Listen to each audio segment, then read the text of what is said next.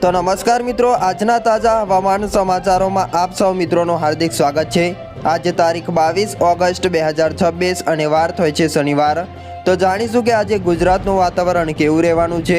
હવામાન નિષ્ણાત અંબાલાલ પટેલે ગુજરાતના હવામાન અંગે શું આગાહી કરી છે?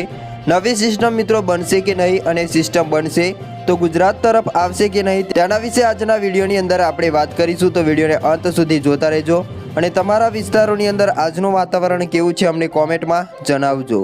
ગુજરાત અને તેની આસપાસના વિસ્તારોમાં સક્રિય થયેલી મધ્યપ્રદેશ પરની લો પ્રેશર સિસ્ટમ અને મોન્સૂન ટ્રફના કારણે રાજ્યમાં ચોમાસાનો માહોલ યથાવત રહ્યો છે। હવામાન વિભાગની આગાહી મુજબ આગામી કલાકો દરમિયાન ઉત્તર ગુજરાત, દક્ષિણ ગુજરાત અને સૌરાષ્ટ્ર કચ્છના અનેક વિસ્તારોમાં હળવાથી મધ્યમ વરસાદ અને ગાજવીજ સાથે વરસાદના ઝાપટા પડે તેવી શક્યતાઓ વ્યક્ત કરવામાં આવી રહી છે। જ્યારે હવામાન નિષ્ણાત અંબાલાલ પટેલે પણ ઓગસ્ટના અંતથી સપ્ટેમ્બર સુધીમાં રાજ્યમાં વરસાદનું જોર વધશે તેવી આગાહી વ્યક્ત કરી છે।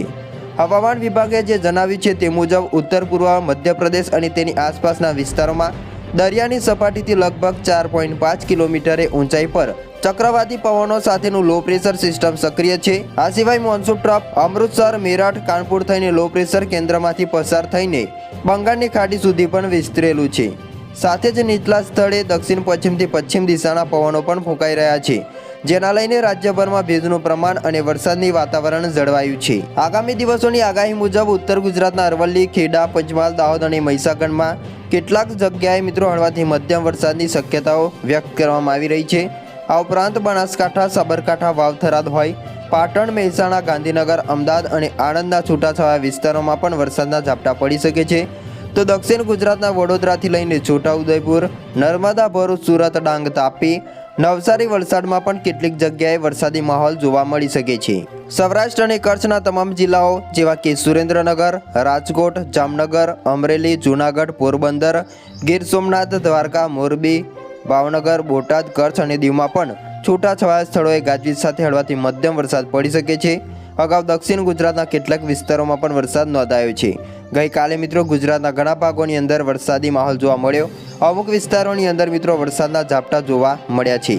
આવામાં મિત્રો વધુમાં હવામાન નિષ્ણાત અંબાલાલ પટેલે જણાવ્યું છે, રાજ્યમાં વરસાદને લઈને મહત્વની આગાહી કરી છે અને જણાવ્યું છે કે ગ્રહોના નક્ષત્ર અને હવામાન પરિબળોના કારણે તારીખ 23થી લઈને 30 ઓક્ટોબર દરમિયાન ગુજરાતના અનેક ભાગોમાં હળવાથી ભારે વરસાદના ઝાપટા પડી શકે છે અને ખાસ કરીને ઉત્તર ગુજરાત, પાટણ, સમી, હારીજ, મહેસાણા, બનાસકાંઠા, સાબરકાંઠા અને અરવલ્લી તેમજ કચ્છ અને પશ્ચિમી સૌરાષ્ટ્રના વિસ્તારોમાં પણ ઝાપટા જોવા મળી શકે છે।